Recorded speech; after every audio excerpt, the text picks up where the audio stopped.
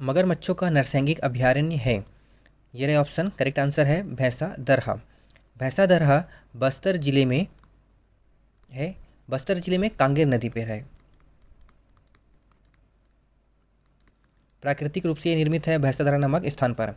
दूसरा आपका, ये मगरमच्छ जो है वो कोटमी सोनार में पाए जाते हैं, जांजगीर जिले में।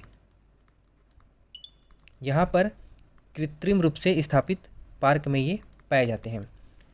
थर्ड आता है जाटलूर नदी। जाटलूर नदी में पाए जाते हैं।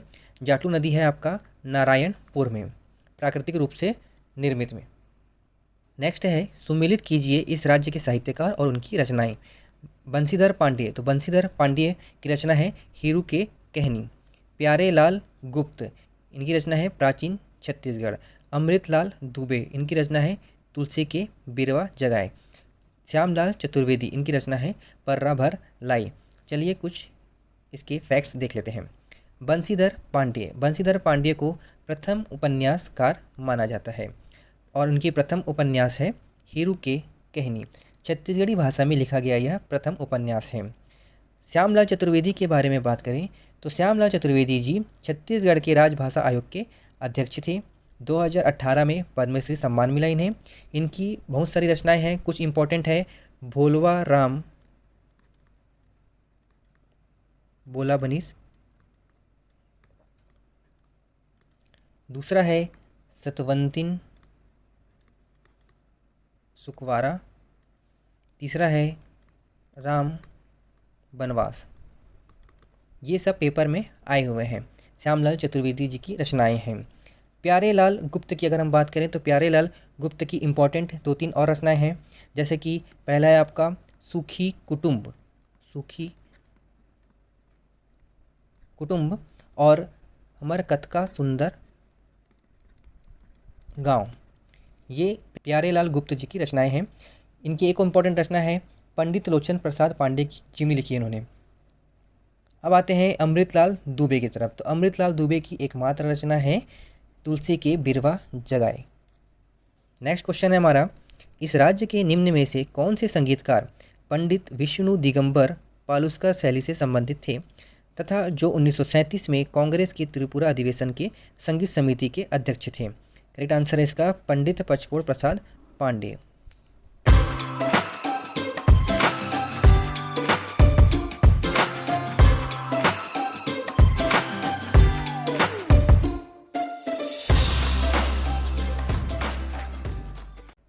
इस राज्य का निम्नलिखित में से कौन सा लोक नृत्य विशेष रूप से दिवाली के अवसर पर पूर्णतः महिलाओं एवं बालिकाओं द्वारा किया जाता है? तो इसका तो आंसर सबको पता है। करेक्ट आंसर है ये सुआ। नेक्स्ट क्वेश्चन है, इस राज्य की इस जनौला पहली मूछी ले पानी पिए मुड़ी ह ललियाए का उत्तर निम्नलिखित में से क्या है? इसका भी आंसर बहुत ईजी है। करेक्ट आंसर है दिया। नेक्स्ट क्वेश्चन है, निम्नलिखित में से किसे इस राज्य की अति पिछड़ी विशेष जनजाति के रूप में सूचीबद्ध नहीं किया गया है? इसका करेक्ट आंसर क्या होगा? ऑप्शन दिया हुआ है परजा, कमार, बिरहोर और बैगा। तो सबसे पहले हमको ये जानना जरूरी है कि अति विशेष पिछड़ी जनजाति कौन कौन सी होती है। तो अति विशेष पिछड़ी जनजाति में 7 जनजातियाँ आती है, जिसमें कि 5 और +2 के रूप में इसे अलग किया जाता है। 5 केंद्र द्वारा प्रदाय और 2 जो है राज्य शासन जिसको घोषित किया हुआ है। तो 5 जो केंद्र द्वारा दी गई है वो है अबुझ माड़िया, दूसरा होता है बैगा, फिर कमार, देन बिरहोर, फिर पहाड़ी कोरवा। पहाड़ी कोरवा जो है वो पहाड़ी क्षेत्रों की जनजाति है और दिहाड़ी आता है इसमें एक, दिहाड़ी कोरवा, ये मैदानी क्षेत्रों की जनजाति है, लेकिन दिहाड़ी कोरवा को नहीं लिया गया है। अब 2 और बात करते हैं, पंडो और भुजिया। ये भी अति विशेष पिछड़ी जनजाति है जो राज्य द्वारा घोषित है। तो अब देखिए 7 में से इसमें कुछ ऑप्शन है क्या? तो देखेंगे हम इसमें से कौन कौन सा आ जाता है। अबुझमाड़िया, बैगा, कमार, बिरहोर। तो कमार, बिरहोर, बैगा आ गया। ये जो परजा है वो अति पिछड़ी जनजाति में नहीं है। नेक्स्ट क्वेश्चन है, सुमेलित कीजिए इस राज्य की जनजातियों की विवाह परंपराएं और उनके अर्थ। पारिंगधन ये है वधु मूल्य अदा कर विवाह। अर उतो ये है विधवा पुनर्विवाह। विवाह। लम सेना ये है सेवा विवाह। और है गुरावट, गुरावट ये है विनिमय विवाह। हो गया। नेक्स्ट है 56, सरहुल इस राज्य की निम्नलिखित में से किस जनजाति का त्यौहार है। तो सरहुल जो है वो उराव जनजाति का त्यौहार है। सरहुल त्यौहार चैत्र पूर्णिमा को मनाया जाता है। क्यों मनाया जाता है? तो साल वृक्ष में फूल आने के अवसर पर सूर्योदय और धरती माता के विवाह आयोजन पर सरहुल नृत्य किया जाता है। गोंड की अगर हम बात करें, गोंड का त्यौहार कौन सा है? तो गोंड का त्यौहार है मेघनाथ त्यौहार या मेघनाथ पर्व बोला जाता है। मेघनाथ पर्व फागुन माह में मनाया जाता है होली के दूसरे दिन। फिर आता है कोरवा। कोरवा जो है इसका जो त्यौहार है वो है बीज बोहनी, बीज बोहनी। ये आषाढ़ माह में मनाया जाता है। मुख्यतः कृषि के दौरान आयोजित की जाती है और कई क्षेत्रों में बीज बोने से पूर्व भी मनाई जाती है। कोरवा का एक और त्यौहार है कोरा। कोरा जो है वो अश्विनी माह में मनाया जाता है। आदिवासियों द्वारा कुटकी कुंडली की फसल काटने के बाद मनाया जाता है, अर्थात कृषि के दौरान आयोजित होता है। फिर आता है धेरसा। धेरसा जो है सरसों दलहन आदि फसल कटने के बाद मनाई जाती है। तो इसका जो है वो 3 ठोक त्यौहार या पर्व होता है कोरवा का। नेक्स्ट आता है माड़िया। तो माड़िया में सबसे इम्पोर्टेंट है गोंचा पर्व। गोंचा पर्व आषाढ़ शुक्ल पक्ष को मनाया जाता है। जगदलपुर बस्तर में भगवान जगन्नाथ की रथ यात्रा होती है। नेक्स्ट आता है इसमें दियारी पर्व। दियारी पर्व बस्तर मनाया जाता है दीपावली के समय। फसलों की पूजा तथा पशुओं को खिलाया जाता है। ये जितने भी पर्व हैं ये सब पेपर में आ चुके हैं, इन्हें पढ़ लीजिएगा। इसमें एक और आता है, वो आता है मड़ई। मड़ई में अंगादेव की पूजा करते हैं। अंगादेव का निर्माण काष्ठ से होता है और नारायणपुर का मड़ई सर्वप्रसिद्ध है। ये भी माड़िया जनजाति के द्वारा मनाया जाता है। नेक्स्ट है हमारा, इस राज्य के निम्नलिखित में से किस क्षेत्र में धातु कला के निर्माण के लिए जनजातियों द्वारा भ्रष्ट मोम पद्धति अपनाई जाती है। तो करेक्ट आंसर है इसका बस्तर। बस्तर के साथ साथ इसमें कोंडा गांव भी है, वहाँ भी भ्रष्ट मोम पद्धति अपनाई जाती है। ये घड़वा शिल्पकला के अंतर्गत आती है। पीतल और कांसा की सामग्री का प्रयोग होता है, कांस्य मूर्ति का निर्माण होता है। इसके साथ साथ एक और शिल्पकला आती है, उसका नाम है रजवाड़ भित्ति शिल्प। ये सरगुजा अंचल में प्रचलित है। मिट्टी व प्राकृतिक रंगों से घर की दीवार व खिड़की में सुंदर कलाकृति की जाती है। नेक्स्ट एक और आता है हमारा काष्ठ शिल्पकला। ये मुरिया जनजाति में प्रसिद्ध है। बस्तर का काष्ठ शिल्प विश्व प्रसिद्ध है। नेक्स्ट है हमारा, वर्ष 2017-18 में 2011-12 की स्थिर कीमतों पर छत्तीसगढ़ के सकल घरेलू उत्पाद में द्वितीयक क्षेत्र का अनुमानित योगदान क्या था। तो ये जो पेपर था वो 2018 वाला था, तो इस वजह से 2017-18 का जो भी डेटा है इसे आप नहीं पढ़ेंगे। अभी अगर परीक्षा की बात की जाए 2022-23 की, तो आप अभी का डेटा देखेंगे जो आपके कमेंट बॉक्स में आपको मिल जाएगा। नेक्स्ट है हमारा, छत्तीसगढ़ राज्य में आरक्षित वन क्षेत्र का प्रतिशत क्या है। इसका करेक्ट आंसर है 43.13%। सबसे पहले हम जान लेते हैं कि प्रशासनिक आधार पर अगर हम लोग वनों का डिवाइड करें, अगर उनको भागों में बांटें, तो पहला आता है आरक्षित वन क्षेत्र और दूसरा आता है संरक्षित, तीसरा आता है अवर्गीकृत वन क्षेत्र। तो आरक्षित तो हो गया 43.13% है। संरक्षित जो आएगा वो होगा 40.22%। अवर्गीकृत आएगा 16.65%। ये हो गया क्लियर। अब अगर हम बात करें छत्तीसगढ़ में वनों का क्षेत्रफल, तो छत्तीसगढ़ में वनों का क्षेत्रफल है 59,772 स्क्वायर किलोमीटर। देश के कुल वन का ये 12.26% है। जसपुर जिले में वनों को ढाब के नाम से जाना जाता है। अब अगर हम बात करें प्रजातीय बहुलता के आधार पर, तो प्रजातीय बहुलता के आधार पर साल या सरे जिसको बोला जाता है, दूसरा सागौन, ये तीसरा मिश्रित वन होते हैं। नेक्स्ट है हमारा, प्रधानमंत्री फसल बीमा योजना छत्तीसगढ़ राज्य में कब से लागू हुई। तो करेक्ट आंसर है इसका 2016 से लागू हुई। राज्य के मुख्य सचिव के विषय में क्या सही है। तो वह मंत्रिमंडल का सचिव होता है, सही है। वह मुख्यमंत्री का मुख्य सलाहकार होता है, ये भी सही है। वह सभी सचिवों का मुखिया होता है, वो भी सही है। वह समस्त लोक सेवकों का मुखिया होता है, ये भी सही है। अभी अगर हम करंट की बात करें, अभी है अमिताभ जैन। नेक्स्ट क्वेश्चन है, राज्य शासन की अवधारणा किस शासन व्यवस्था में पाई जाती है। करेक्ट आंसर है इसका संघात्मक व्यवस्था में। नेक्स्ट है, यदि जिला पंचायत का अध्यक्ष अपने पद से निलंबित हो जाए तो क्या होगा। इसका आंसर हमें आप कमेंट करके बताएंगे। नेक्स्ट क्वेश्चन है, ग्राम पंचायत द्वारा सरपंच के विरुद्ध अविश्वास प्रस्ताव पारित हो गया है, सरपंच किसके समक्ष इसकी वैधता को चुनौती दे सकता है? तो सरपंच जो है वो कलेक्टर के समक्ष इसकी वैधता को चुनौती दे सकता है। नेक्स्ट है, छत्तीसगढ़ राज्य में मुख्यमंत्री युवा स्वरोजगार योजना के अंतर्गत सेवा उद्योग की परियोजना लागत की ऋण सीमा क्या है? उस समय 10 लाख रुपए थी। छत्तीसगढ़ राज्य में वर्ष 2016-17 में औद्योगिक क्षेत्र में बिजली विक्रय का क्या प्रतिशत है? तो करेंट आंसर है इसका 42.22%।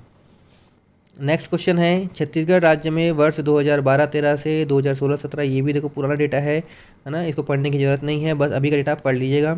नेक्स्ट है, प्रधानमंत्री कृषि सिंचाई योजना के अंतर्गत छत्तीसगढ़ राज्य की कितनी प्रमुख सिंचाई योजनाएं शामिल की गई थी? उस समय 3 परियोजनाएं शामिल की गई थी। नेक्स्ट है, इस राज्य के उच्च न्यायालय में फैमिली कोर्ट के जज कौन थे? तो विमला सिंह कपूर थी उस टाइम पे। नेक्स्ट है, अंत्योदय एक्सप्रेस इस राज्य के दुर्ग से प्रारंभ होकर किस शहर तक जाती है? तो करेक्ट आंसर इसका फिरोजपुर। नेक्स्ट है, इस राज्य का राज्यलंघन पुरस्कार डॉक्टर खूबचंद बघेल के नाम पर किस क्षेत्र के लिए दिया जाता है? तो करेक्ट आंसर है इसका कृषि क्षेत्र के लिए दिया जाता है। और महिला उत्थान की अगर हम बात करें तो मिनी माता सम्मान दिया जाता है। सामाजिक चेतना की अगर हम बात करें तो गुरु घासीदास सम्मान दिया जाता है। और साहित्य क्षेत्र की बात करें तो पंडित सुंदरलाल शर्मा पुरस्कार दिया जाता है। पुरस्कार बहुत ज़्यादा इंपॉर्टेंट है, तो किसको कब मिला ये सब मायने रखता है। पहला कौन था और वर्तमान में पुरस्कार प्राप्तकर्ता कौन थे, ये पढ़ना बहुत ज़्यादा जरूरी है। तो डॉक्टर खूबचंद बघेल जो पुरस्कार है जो कृषि क्षेत्र में दिया जाता है, तो उनके पहले प्राप्तकर्ता है श्रीकांत गोवर्धन। और मिनी माता सम्मान है वो बिन्नी बाई को मिला था पहला पुरस्कार। सामाजिक चेतना के लिए रतनलाल जांगड़े राजमहंत जगतू को मिला हुआ था। और साहित्य के लिए विनोद कुमार शुक्ल को मिला हुआ था। अभी किनको किनको मिला हुआ है 2022 में, आप इसे अच्छे से पढ़ लेंगे। इसके लिए मैं अलग से और वीडियो बना दूंगा, आप उसे ज़रूर देख लीजिएगा। नेक्स्ट है, निम्न में से इस राज्य की किस विभूति को पद्म भूषण से सम्मानित किया गया है? तो आंसर है इसका हबीब तनवीर, तीजन बाई, सत्यदेव दुबे, तीनों को पद्म भूषण से नवाजा गया है। नेक्स्ट क्वेश्चन है, इस राज्य में रतनपुर के कलचुरी वंश के निम्नलिखित में से किस शासक ने त्रिपुरी के शासक जयसिंह को पराजित किया जिसने उसके राज्य पर आक्रमण किया था? करेक्ट आंसर इसका जाजलदेव द्वितीय। जाजलदेव द्वितीय जो है वो 1166 से 68 ईस्वी शासन किया। इनकी उपाधि है तुम्बाड़ाधिपति की। इनके कार्यकाल में चंद्रचूड़ मंदिर शिवनारायण में कल्हण देव, अलहण देव और उल्हण देव ने बनाया था। अगर हम रत्नदेव द्वितीय की बात करें तो इनका कार्यकाल 1120 से 35 ईस्वी तक के था।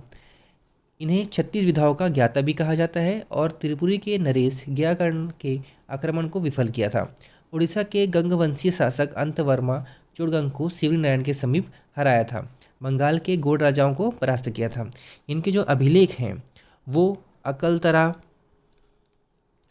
पारागांव, शिवरीनारायण में उपलब्ध है। नेक्स्ट है पृथ्वीदेव द्वितीय। पृथ्वीदेव द्वितीय का कार्यकाल 1135 से 65 ईस्वी के बीच था। अगर हम और ये जो हैं वो रत्नदेव द्वितीय के 3 पुत्र थे। कौन कौन है? पृथ्वीदेव द्वितीय, जयसिंह और अकालदेव। रत्नदेव जो तृतीय हैं उनका कार्यकाल 1178 से 98 के बीच था। इन्होंने जीर्णोद्धार करवाया था लक्ष्मणेश्वर मंदिर खरौद में। रत्नदेव तृतीय के सेनापति गंगाधर राव द्वारा इसका निर्माण हुआ था। लखनी देवी का निर्माण इन्होंने किया था। एक वीरा देवी कहा जाता है जिसे रतनपुर में है, और शिव मंदिर का निर्माण किया था जो रतनपुर में है। इनके समय में बहुत ज़्यादा अकाल हुआ था। नेक्स्ट क्वेश्चन है, निम्नलिखित में से किस वर्ष इस राज्य का प्रथम महाविद्यालय छत्तीसगढ़ महाविद्यालय स्थापित किया था? तो करेक्ट आंसर है इसका 1938, 13 जुलाई 1938 को। तो किसके द्वारा? जे योगानंदन के द्वारा प्रथम प्राचार्य थे ये। 1137 में ठाकुर प्यारेलाल सिंह द्वारा गठित छत्तीसगढ़ शिक्षण समिति द्वारा इनका निर्माण किया गया था। नेक्स्ट क्वेश्चन है, इस राज्य में 1930 में हुए जंगल सत्याग्रह उनके नेता के नाम बताइए। तो रुद्री नवागांव नारायण राव मेघावाले, तमोरा यतियतनलाल और मोहबना नरसिंह प्रसाद अग्रवाल, पौड़ी ये आएगा रामाधर दुबे। ये इसका करेक्ट आंसर है। नेक्स्ट क्वेश्चन है, बम्बई में कांग्रेस के वरिष्ठ नेताओं की गिरफ्तारी के विरोध में इस राज्य में रायपुर में 9 अगस्त 1942 को एक विशाल जुलूस और सभा का नेतृत्व निम्नलिखित में से किसने किया था? तो इसका करेक्ट आंसर है त्रेतानाथ तिवारी ने किया था। नेक्स्ट क्वेश्चन है, तामड़ा धूमर मयूरा जलप्रपात स्थित है। तो ये जो जलप्रपात है वो मिनीता घाटी में स्थित है। विनीता घाटी है बस्तर जिला में। यहाँ पर तामड़ा बहार नाला में स्थित है ये। विनीता घाटी को बस्तर कश्मीर कहा जाता है या मिनी नियाग्रा कहा जाता है। यह दंडकारण्य क्षेत्र ही की सबसे सुंदर घाटी है। बस्तर जिला में अगर हम बात करें तो बहुत सारे इसमें जलप्रपात आते हैं, जैसे कि चित्रकूट, तीरथगढ़, कांगीरधारा, मंडवा, चित्रधारा, महादेव, घूमर। चित्रकूट की अगर मैं बात करूँ तो चित्रकूट इंद्रावती नदी पर स्थित है, भारत का नियाग्रा कहा जाता है, सबसे चौड़ा है।